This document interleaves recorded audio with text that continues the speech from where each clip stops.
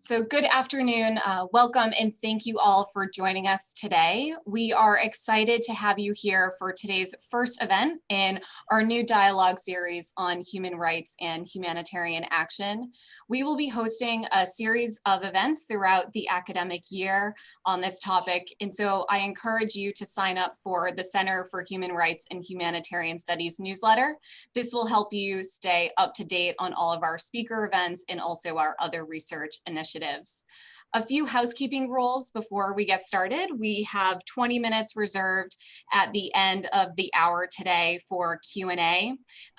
Everyone is muted, so please submit your questions through the Q&A feature. We also strongly encourage you to submit your questions throughout the presentation. You will be able to see the questions that are posed, and so we're really looking forward to having a great dialogue on the topic today. So turning to today's event, we are very lucky to have Ranya Ghadban join us today to discuss protection in humanitarian action. Ranya is a humanitarian protection advisor in training and education instructor at the Center for Excellence in Disaster Management and Humanitarian Assistance. She is based in Honolulu, Hawaii, so we are also thankful that she is joining us so early in the morning. Ranya has a decade of experience as a humanitarian protection officer and coordinator in complex humanitarian crises. So we're really looking forward to her discussion today. Ranya currently leads the development of protection-related curriculum and is an instructor in the Humanitarian Assistance Response Training course. Her focus is international humanitarian response, protection considerations for military planning, gender-based violence, and civil-military coordination for protection outcomes. So now turning it over to you, Ranya. Thank you so much, Brittany, and thank you so much, Brown University, and specifically Watson Institute and for International and Public Affairs for inviting me today.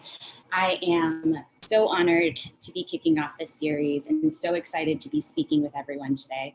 I am sad I can't see you in person, and I apologize ahead of time if you hear any sirens. I am doing this from home, but hopefully we'll get a good hour in. I also just want to give a caveat up front. I am going to try and unpack as much of my professional career and my experience and understanding protection, but I will also acknowledge that these are snapshots, and some of the examples are just that. They're ones to highlight good practices or to highlight different forms of protection abuses, and the lack thereof protection, and to try and weigh the significance and importance of this topic. So to kick us off and to start unpacking protection and humanitarian action, I will start with our definition. I think everyone has an understanding of what protection means. You use this word consistently across the board and in your day-to-day. It usually means you want something to be protected, one that is protecting another. You want to guard against things, against damage. There are environmental protections, payment protections, home security protections. There's a range of different kinds of use against different sectors. But for today, I want to share with you the Interagency Standing Committee's definition. So it's there on the screen. I'm not going to read it for you. But what's important to recognize about this definition is that this is one that was built on consensus by many specialists over a range of workshops and years. So the International Committee of the Red Cross between 1996 and the 2000s developed a project to determine agreed upon professional standards for strengthening protection in armed conflict and other situations of violence, as well as create this generally accepted definition. As you can see, this was an extensive consultative process, and it created a consensus to help drive humanitarian and human rights actors forward when discussing protection issues as it relates to human rights and humanitarian action. To unpack this definition a little bit more thoroughly, it does reference the legal platforms. These can be international, domestic. You have international humanitarian law, refugee law, human rights law. There's a ton of different legal platforms. But what it really boils down to is the fact that states are the ultimate duty bearers that have the responsibility to provide protection to its citizens. And what that means really is having an accountable government, having a functioning legal system, having a well-trained police force that a population can count on and call, an army that protects civilians from attacks, but also ensures that people have adequate standard of living. And this is why I really love the work that protection actors will be doing in humanitarian action, because it's a lot more comprehensive than just the legal frameworks. It's also about the quality of life that people have in these affected country contexts. And it ensures that you're seeking to improve that quality over and over again with all of your actions. Now, as a humanitarian community who was able to create this consensus around a definition, they also recognized that there needed to be a strengthening central body to help guide this work that was being done across all of these different contexts together. That was the Global Protection Cluster. This was established in 2005, and it's the main interagency forum at a global level that produces standards on protection work. It sets policies, as well as collaboration and overall coordination for activities supporting the protection response in either complex, but as well as natural disasters. On the image to your right, you'll see where there are currently active global protection clusters that have been activated to support different country contexts, and the range of both UN and non-governmental organizations that are leading and co-leading those efforts. And one of the most wonderful things that I find about humanitarian actors and interventions is that there's constantly a revision and a review process. So as we got our definition, as we started to get our global structure, there was also an effort to look at, well, how do we make protection more central and a larger component of the outcomes that we're seeking to influence in the work that we're doing? And in 2013, the Interagency Standing Committee, this body of UN agencies with working groups on different thematic areas, came together and said that protection is now recognized as the purpose and intended outcome of humanitarian action. And this had a massive shift and really started to propel things forward, where you would see that protection is not something that you do stand alone. It's not just for protection specialists, but it is the obligation of every humanitarian actor in a humanitarian response. It's part of your preparedness efforts. It's immediate and life-saving activities, and it goes on throughout the duration of the crisis. This has also led to a tremendous advancement in the humanitarian country teams and how they would organize themselves and understand the problem sets that they were seeking to influence and change. You had humanitarian country teams, along with their needs assessments, moving strategies forward, protection strategies forward for the entire response. And it really ensured that protection of all persons affected and at risk would inform humanitarian decision-making and response, including how we would engage with states and non-state parties in conflict. Now, when we're talking about states as the primary duty bearer to provide protection, you have different kinds of states. I'm not going to go into all of the breakdowns, but ultimately it will boil down to a state that's willing or unable. And it's very different. If you have, during times of conflict, a state that is unwilling, it's likely because they themselves are creating a complicated situation where they're either directly or deliberately causing harm to its citizens, ignoring the rights of individuals or groups, are creating laws that are not drafted or not to prevent rights of violations or that reinforce those violations of rights. Whereas an unable state might need resources, funding, support, capacity building. They're very different actors and they require very different engagement strategies. But ultimately, within protection, you seek to mitigate, prevent, and respond to acts of violence, coercion, deprivation that are affecting the civilian population. It promotes and seeks to adhere to main principles that are central to protection work and to humanitarian action overall. And in this sense, the way that I've always tried to explain protection means that it's an umbrella term. And I think that that's really representative of what it seeks to achieve.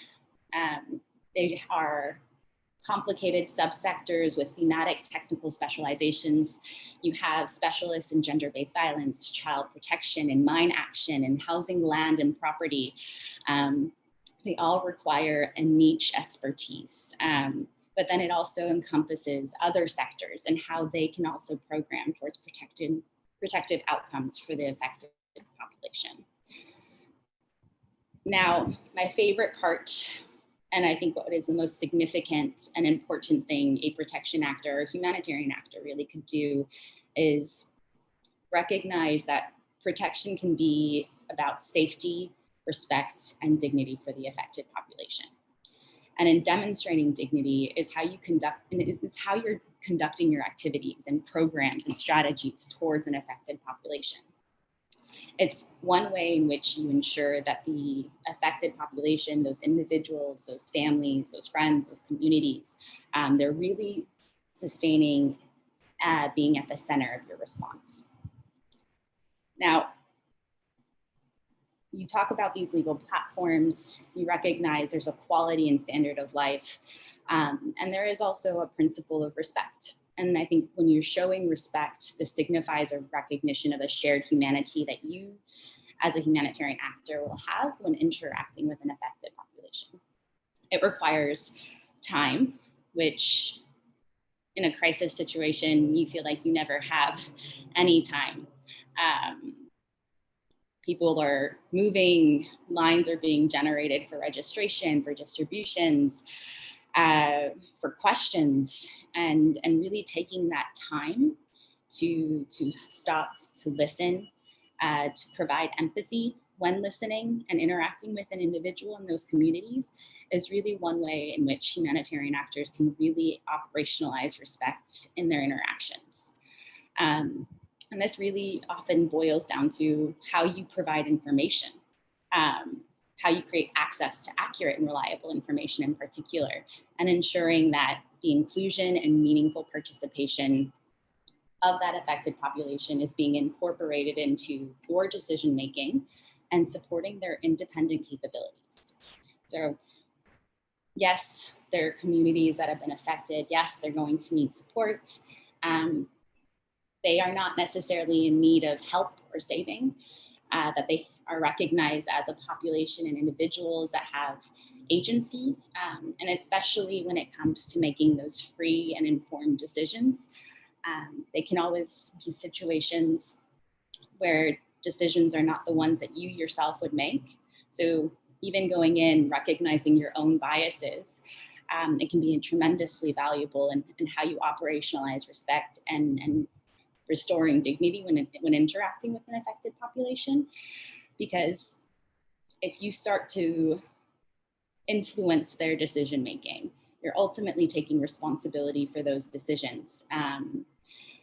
And at the end of the day, the affected population is going to be understanding their situation way more profoundly than anybody who's coming in to provide that assistance. There are things they will share and will not share, and they will be able to best determine their needs. So listening and giving them all their options is as tremendously important. Now, I'm going to try and cover some global trends. You'll see here there's some protection risks that have been arising or exacerbated by COVID-19. You can see how they've been ranked. So those field clusters have gone through this consultative process, and as of November, this is the severity risk that they have ranked these risks. I won't cover every risk, but I'll try to highlight some main ones that are consistent challenges that humanitarian actors are brushing up against. So over the last decade in particular, it seems that armed conflict has almost become synonymous with human suffering. A lot of times that human suffering is being caused by state and non-state actors. It's led to hundreds and thousands of people having been killed or injured as a result of ongoing conflicts and violence. It means that almost 80 million people have been forcibly displaced, that towns and cities have been destroyed along with their public services, their livelihoods, their local economies, that conflict around the world has continued to become more and more protracted, with few and fewer viable peace options being made available. Now, even in conflicts where we thought things had stabilized, had at least subsided, had cooled down for a period of time, are starting to reignite, and violence has started to break out. And there's a few great examples of that right now, where we're seeing in Kashmir, what we're seeing in Armenia and Azerbaijan, in Ethiopia, where they're starting to ring the bells of another civil war. And then you also see peace talks that have failed at actually achieving a reduction in violence. More prominently, I think of Afghanistan. But I think since World War II, this is one of the first times where we're also seeing borders being redrawn in a very significant way. Conflicts in Ukraine, or what we're seeing in terms of tensions in the South China Sea and how that area is being contested. Now, we have a global pandemic on top of all of these things, but before COVID, there was a different global pandemic. There was a pandemic that was recognized around the violence against women and girls, where statistically 1 in 3 women will experience physical or sexual violence in their lifetime, where harmful practices of child marriage for, in certain instances, children as young as 9 or 10 in certain contexts have been taking place, where young girls are being given hormones to expedite receiving their menstrual cycle in order to facilitate their marriage, where there are still instances of female genital mutilation, and that unfortunately was a statistic that was proven to be true, is just that every 5 minutes a child dies as a result of violence. The United Nations has reported that in 10 countries, approximately 20,000 civilians had been killed or injured as a result of attacks in 2019. Now that's 10 countries: Afghanistan, CAR, Iraq, Libya, South Sudan, Syria, Ukraine, and Yemen. That doesn't include all of the conflict contexts. So take that also with a grain of salt.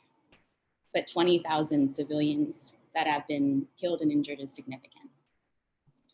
That the use of explosive weapons in populated areas has accounted for at least 17, almost 18,000 civilian casualties in that same year. Where there's still reports of actors using cluster munitions, barrel bombs, chemical weapons, and these are often used on civilians and their homes, their markets, their infrastructure. These civilian objects that are consistently being destroyed or damaged. There are examples of this across a range of contexts. In Myanmar, monasteries, schools, and camps for internally displaced persons have been regularly targeted. Their agricultural areas, targeting their livelihoods, have all been subject to attack. There seems to be a consistent conflict that is contributing to main drivers around global hunger. So the recognition that famine and these food insecurity levels are not just as a result of the climate and the environment, but also the recognition that these are as a result of the conflicts that are ongoing. A 2020 global report on food crisis indicated that 77 million who faced acute hunger in 2019 were living in 22 countries and territories affected by conflict and insecurity. And that's about 60% of the total global population that was found to be food insecure. To date, ICRC, the International Committee for the Red Cross, is reportedly still working on over 140,000 cases of tracing This is so that they can conduct family reunification. These are requests being made by families who are seeking to know what has happened to their missing relative or friend. These are linked to past conflicts as well as those that are ongoing. Tens and thousands of children have been forced to take part in conflict, including on the front lines. There are the sirens, apologies. You can see, I'm just gonna give them a second to pass, apologies.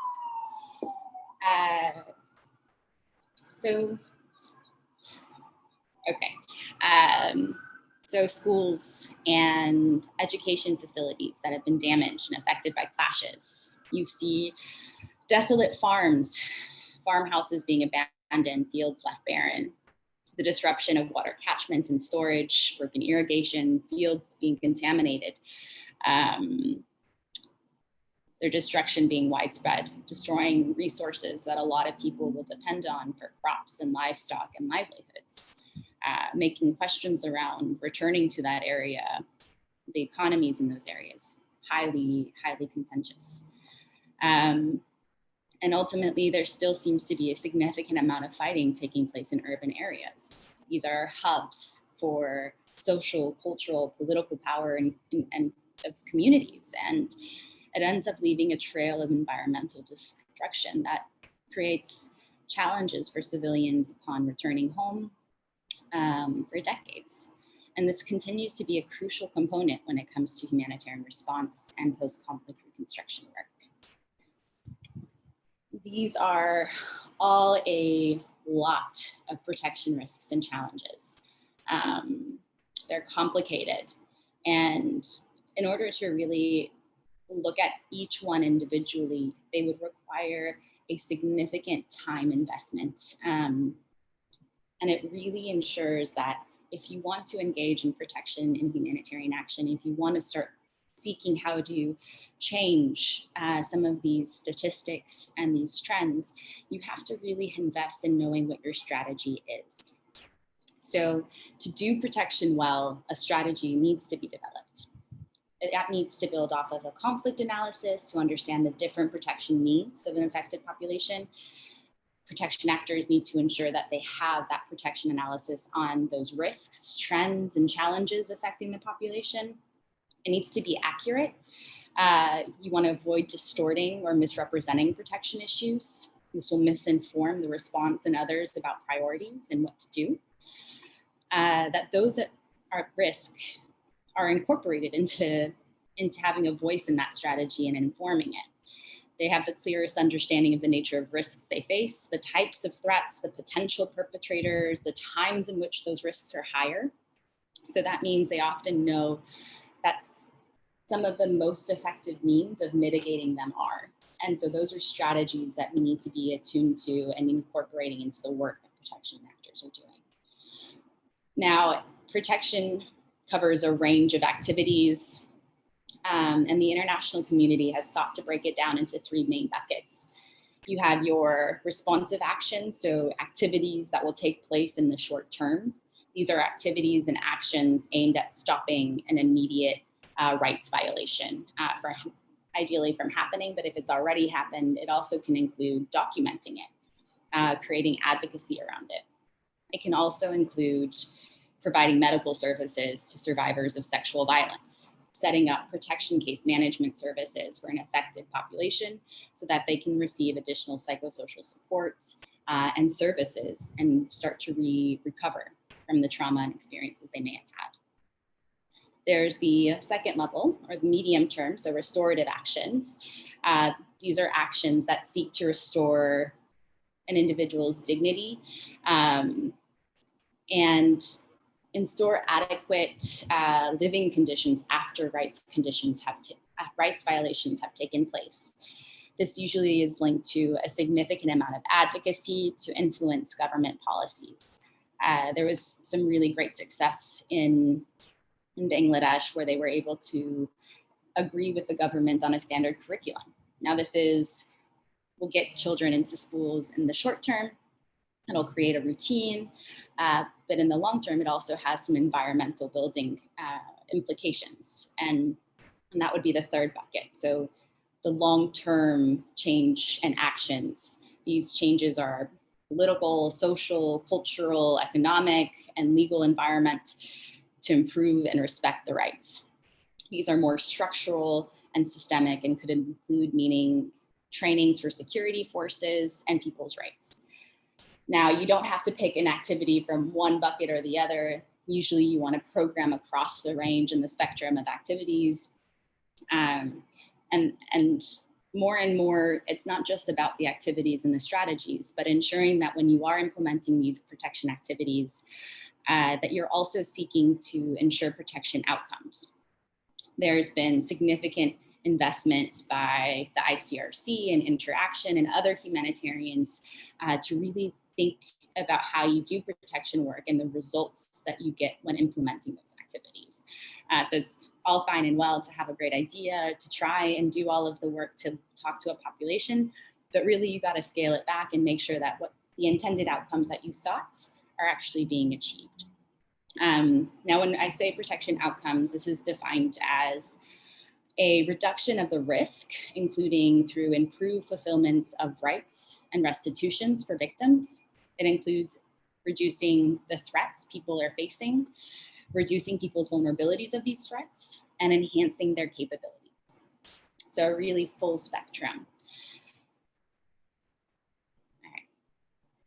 I hope you guys are with me. I'm seeing little questions hopefully coming in, and I'm excited to see them. Now, I wanted to take a chance to reflect on Bangladesh. Now, in any refugee context, you're going to want to seek durable solutions.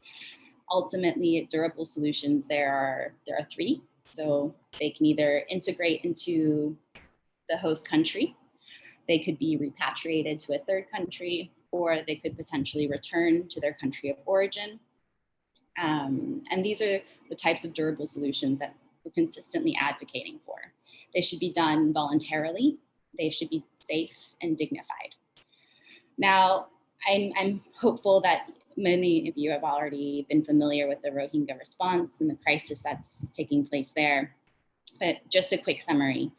The Rohingya are a Muslim minority population. They've existed primarily in Rakhine State and Western Myanmar for hundreds of years, and they have faced systemic discrimination, statelessness, and targeted violence by the government forces, militaries, and have fled the country, not on one occasion, but many occasions, starting from 1978, again in 91 and 92, in 2016, and then the most recent crisis that we're seeing and have seen unfold was in August of 2017. This had triggered the largest and fastest refugee influx into Bangladesh as a result of the clearing operations by the Myanmar armed forces. That has established approximately 900,000 Rohingya refugees in Cox's Bazar, Bangladesh, which is already an impoverished neighborhood inside of Bangladesh. There has been ongoing military operations in Rakhine, so the conflict inside Myanmar has not subsided. So it's unclear, if returning back home in this very present moment is really feasible. There continues to be high-level engagement. There are sanctions that have been placed on Myanmar. The International Criminal Court has also put out a ruling in, I think, 2018 for Myanmar to halt persecutions and to create conditions for return.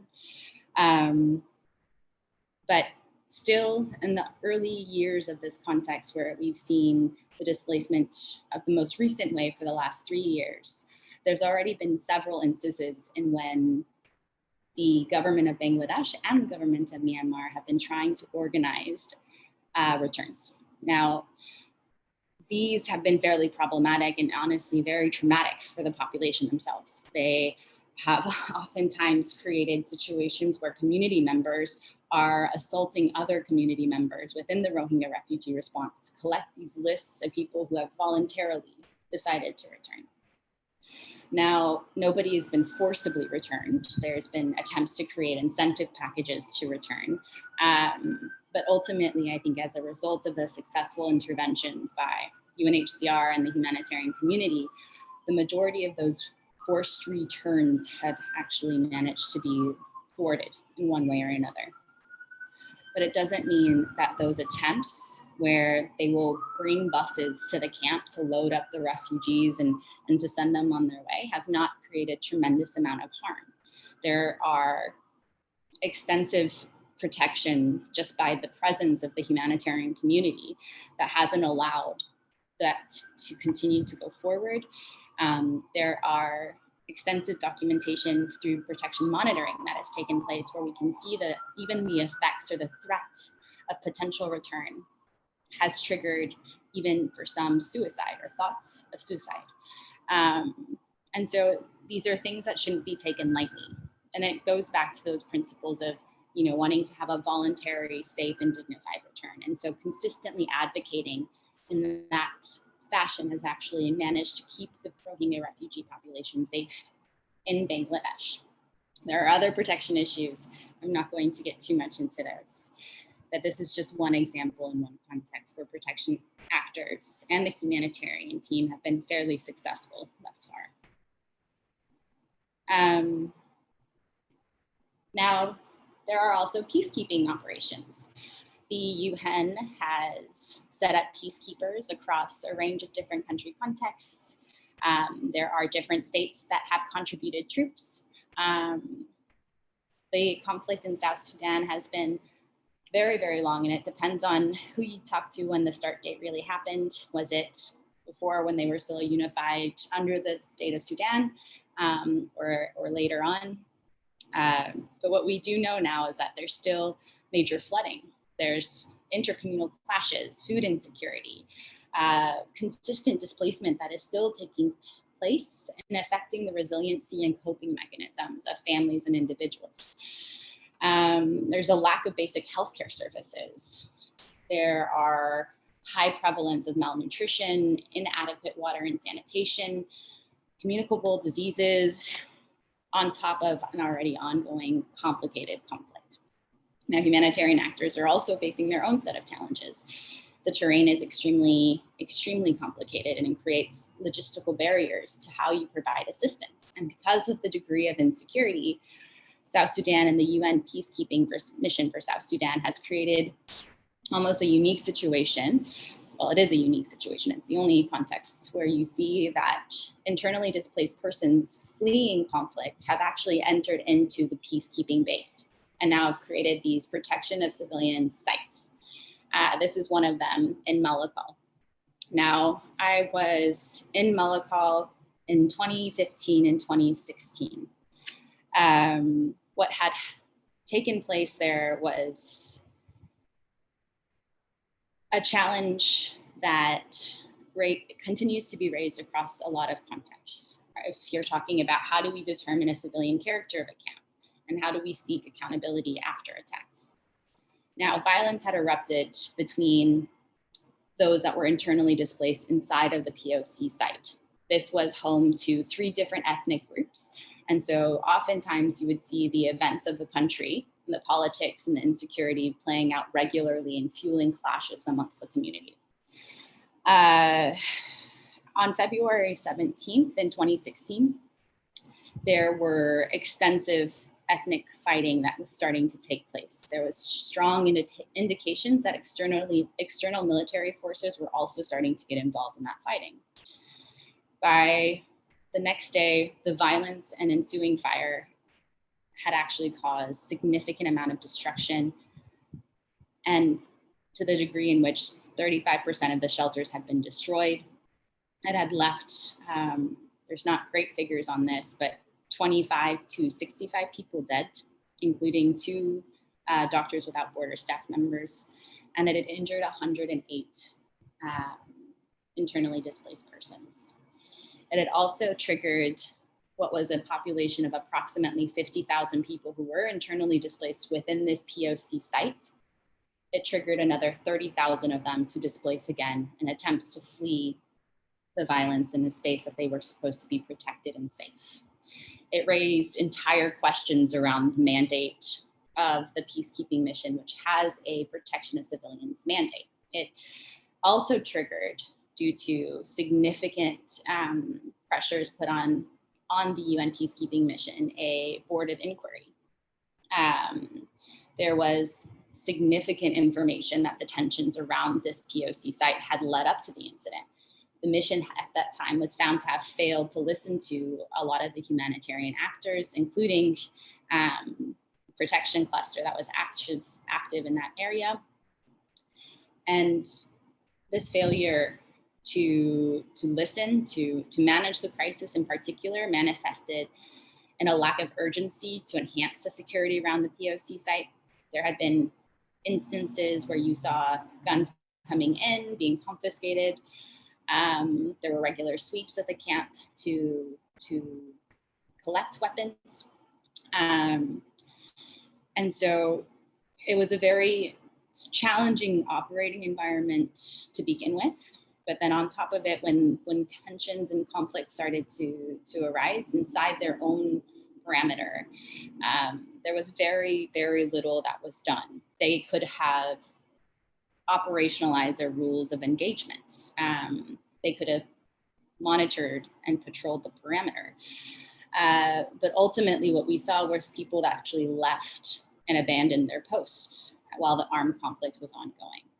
And it took them maybe less than an hour after the amount of destruction, civilian deaths and injuries that had taken place for them to push the armed actors out and to regain control of the site. But that was only done after over a day and a half of violence that was taking place in basically their backyard. So it's a very complicated situation. And more interestingly, I think is some of the recent developments around the peacekeeping mission in South Sudan and their protection of civilians mandate. These protection of civilian sites were never ones that they really had wanted to inherit, but were out of a necessary need. And now what's happening is there seems to be a progressive withdrawal of those troops and police from other smaller protection of civilian sites. And this redesignation of these sites so that they are no longer a protection of civilians camp or site for IDPs, but they are just a camp of internally displaced persons that are now under the jurisdiction of the government. This has many people worried. It's unclear what the transition timeline of those camps will really take place. It's unclear how this major shift in the position will impact the peace process and conflict dynamics in South Sudan, and realistically, whether or not this population will feel safe to return to where they originally came from. So it'll be a tough one, and it's one that will continue needing to be looked over.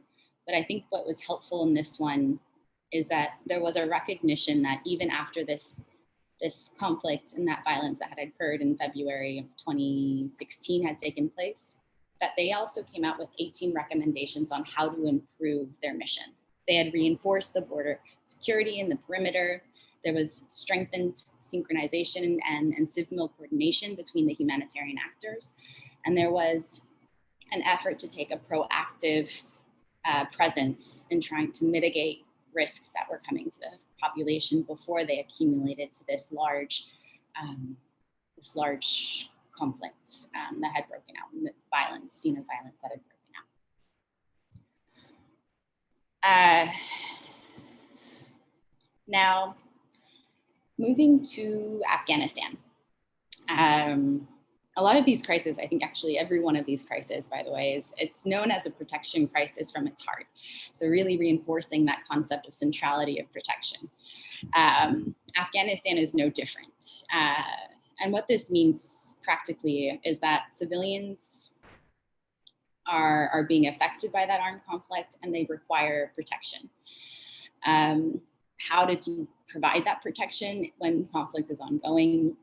It goes back to the basics on how we operate and how we operationalize respect for the affected population. It means talking to civilians where there is armed conflict and fighting taking place, understanding how they've been impacted, better understanding the challenges that civilians are experiencing, in particular during operations and large military operations, as well as other operations that are focused on maybe smaller clearing, counterterrorism operations, and how those are being conducted. It's important to see firsthand from that population what has been taking place, and for that civilian perspective to be reflected in conversations around military decision makers in that location, to see what more can be done to minimize and mitigate harm that that civilian population is undergoing, and to understand those challenges, especially when the other side or certain sides may be deliberately using civilians to create casualties. Afghanistan in particular has had its fair share of rolling violence and conflict that has been ongoing. As of 2019, the annual report on protection of civilians in armed conflict was released. They had indicated that approximately 10,000 people had been either killed or injured by improvised devices, ground engagement, airstrikes, and other tactics over the last 6 years. Women and children represented 42% of the civilians who had been killed or injured. And what that almost amounts to in the last 6 years is that 40,000 people, 39,219 to be exact, had been confirmed to have been killed as a result of operations and military operations in that context. And it also means that 40,000 have been confirmed to have been injured. 102,000 had been confirmed to be injured. That's a cumulative as of 2019. Still to date, there remains improvised explosive devices that are creating a leading cause to these deaths and injuries, and they account actually for 42% of those civilian casualties. It's a lot of numbers. The ongoing fighting creates such an insecure environment for a lot of humanitarian actors. It creates access constraints, security constraints, safety concerns, and duty of care for your own team who might be going out to assess these needs. A risk-averse response that is seeking to ensure that civilians are protected, but also having so many restrictions that they're being unable to even access them to really assess their needs in a lot of parts of the country. This data is significant, though, for the context of Afghanistan. When I was there, there were such gaps in the data set that informing a protection strategy became very complicated. It also became extremely complicated to raise allegations of abuse, to verify them, to document them, to seek to change those behaviors by different actors. During that time, there was a strategic advisory group that consisted of both UN and NGO members that would look at a national level, how do we move the protection cluster forward? At that point, one of the bigger priorities and one of the bigger deliverables that we were able to achieve was looking at how do we systematically collect data on protection incidents? How do we store it, verify it, and what do we do with it to trigger an understanding of the different types of allegations of abuse and violence and forms of coercion and deprivation that the civilian population was experiencing, and then to be able to use that and take that to parties of the conflict on rights abuses and engage in constructive dialogue. Now, the emphasis needs to be on constructive dialogue. I think when we are seeking to change behavior of a particular force, if you are seen to be unable to have that conversation, there are limitations to seek how to better improve those conditions that you're seeking to influence. So it's always something to be mindful of. Now, I hope that after at least these 3 different examples from different contexts, there's an opportunity to see that there is an effective way to provide protection activities in some of the most extreme conditions. I can probably speak at length to each one of these cases, and I wish I had the time. But I guess I'll try and wrap up now, and I'll provide a few just recommendations, and then we'll open this up for some discussion. So, humanitarian actors alone cannot protect civilians from the effects of armed conflict.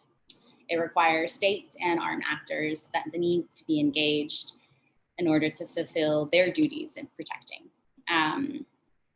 If they're not engaged, then we're going to be unable to enhance the physical protection of the civilian population and contribute to that secure environment to provide humanitarian assistance, but also to provide dignity for that affected population. That humanitarian access needs to be respected and restored. New strategies need to be developed, and persistent strategies need to be sustained. There needs to be increased documentation of successful strategies. Right now, humanitarian operations continue to be under attack, and there's consistent violence around their work, their assets, military use of humanitarian premises, maybe temporarily or have permanently taken them over. A lot of national staff that are from those countries are inheriting a lot of risk. They actually make up 90% of humanitarians that are killed or injured while conducting humanitarian operations. So there needs to be a reflection on how do we further utilize and adapt humanitarian exemptions to facilitate bureaucratic access and reduce bureaucratic impediments to those access to affected populations, but as well as what needs to be in place so that their space is protected and respected. There's been a range of successful efforts that have been established and platforms that have been made available to emphasize states' commitments to protecting its civilians.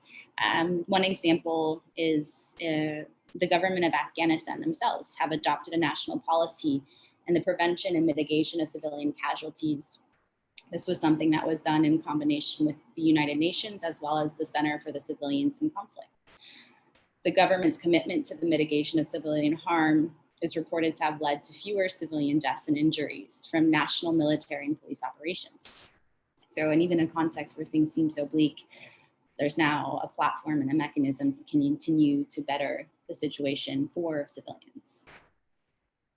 And then one thing that is particularly unique about Afghanistan is that you have and have had populations that are also in Pakistan and Iran. And so there was an effort to put up a regional durable solutions platform to look at this more holistically. And I think initiatives like this need to be strengthened and studied and deployed and tested. These regional or cross-border dimensions of protections, they should be not just looking at legal frameworks in terms of human trafficking or protection of refugees, but really looking at frameworks that speak to the particular threats and categories of people. And then my last recommendation is crises evolve and they take time. And I think that there's consistent turnover, and there's also so many challenges that the humanitarian community themselves face when they have this degree of stop and go and staff turnover themselves. So I think when we're talking about strategies, it's really important to think through well thought through approaches, and ones that have realistic milestones that are informed by data, by affected populations, that are consistently being reviewed and move forward. This also requires donor commitment and realistic expectations from all actors engaged in a humanitarian response and the international community themselves to understand that these milestones take time and they need to invest in those times. I am going to pause here, and I'm really looking forward to your questions. So Thank you. Thank you so much, Ranya.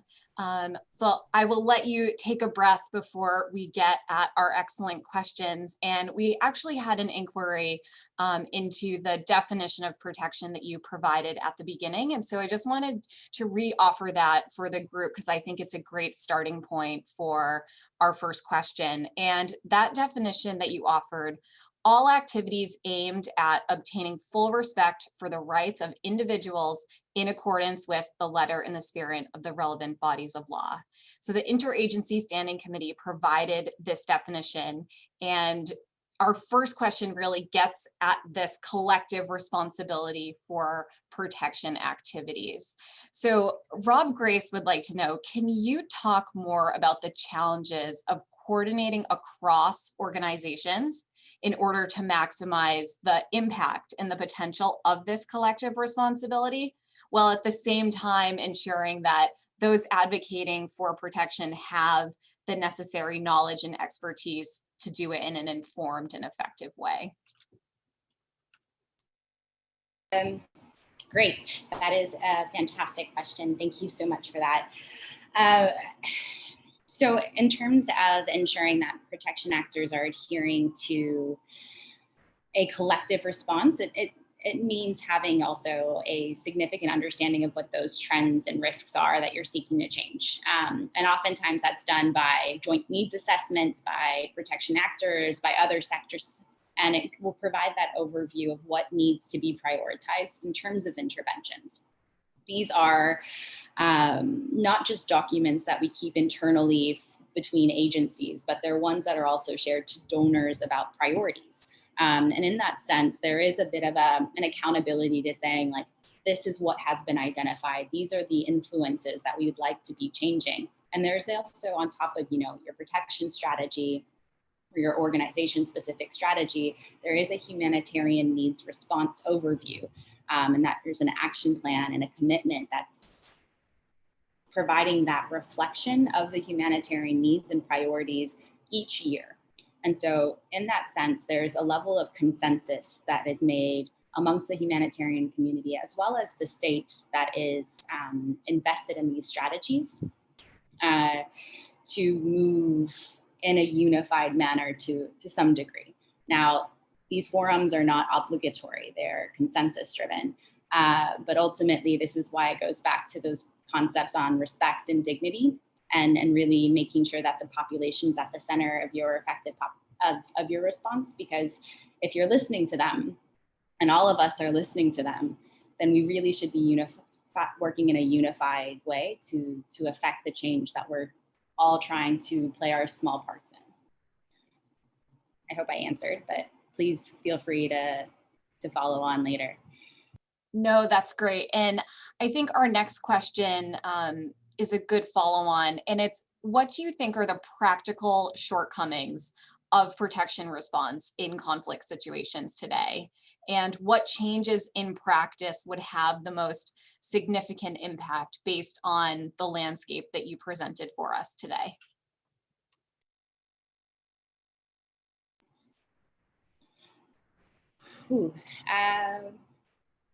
Shortcomings. I think that they're not just specific to protection actors, but I think an overwhelming amount of staff turnover. There are organizations that will provide various levels of capacity building and technical support and supervision to staff that are in the field. There are actors that will not necessarily have a unified understanding of what some of those challenges are, and might take approaches that are contradictory or conflicting and harmful to your organization and what they're doing. And that may mean in those strategies in which they negotiate access to an affected population, or the tactics that they use to get through checkpoints to access that population that could really harm a humanitarian response. So there are significant gaps in even trying to create consensus. There is always that possibility that humanitarian actors themselves will create a different strategy that they believe is best, that conflicts with the overall consensus. And that oftentimes will raise certain expectations from different groups. as well as create gaps in how we unify our limited resources. One point I didn't really talk about here was that the majority of funds that go into a humanitarian response are usually not met. So you'll have these needs and their funding gaps of almost 50% for almost the majority of contexts. I think there's 60 that are active right now. We're only 20 or above 50% funding rates right now. So I think there's a range of challenges that come for protection actors and humanitarian actors when it comes to operationalizing protection.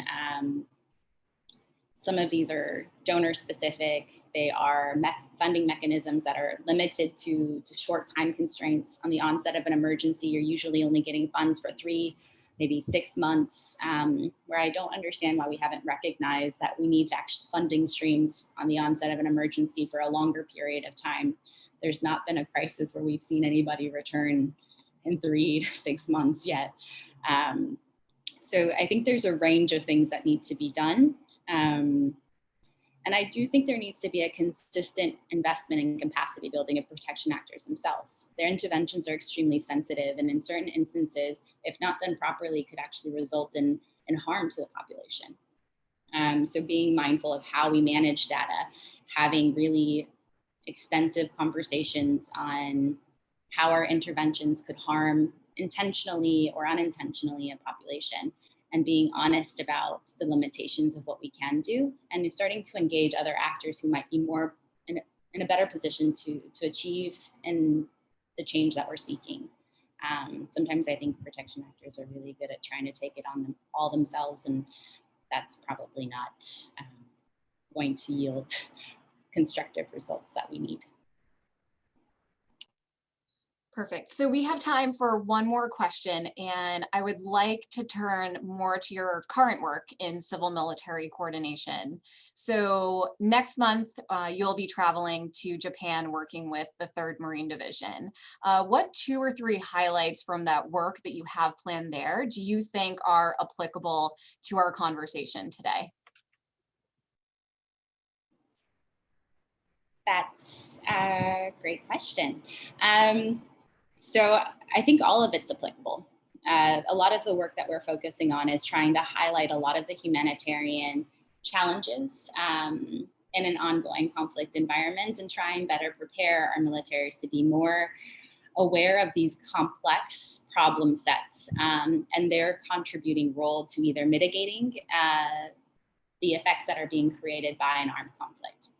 So we're looking forward to providing training on, an understanding of how just humanitarian actors operate, a recognition of what they can cover and their limitations, and what's expected of a military to take on in order to minimize and reduce civilian harm while conducting their operations, and trying to find out where's a medium between achieving military objectives, recognizing that in certain instances there's adherence to the law of armed conflict, but that there are still more things that we can do to minimize the effects of a conflict and the consequences on the civilian population.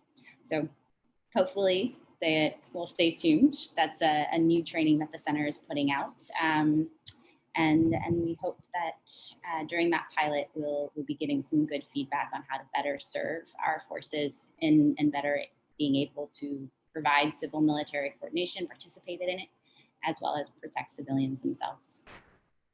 Thank you. So we are just at time. And so on behalf of the Center for Human Rights and Humanitarian Studies at Brown, I want to extend a huge thank you to you for joining us, sharing your experience and your expertise. It was a great discussion, and we look forward to having more dialogue series like this throughout the rest of the year. And also we want to thank our participants for joining us. We know it's a Friday, it's also a beautiful day in New England, and you have a lot of options when it comes to webinars these days. So please join us throughout the year, and we look forward to staying in touch. Thank you.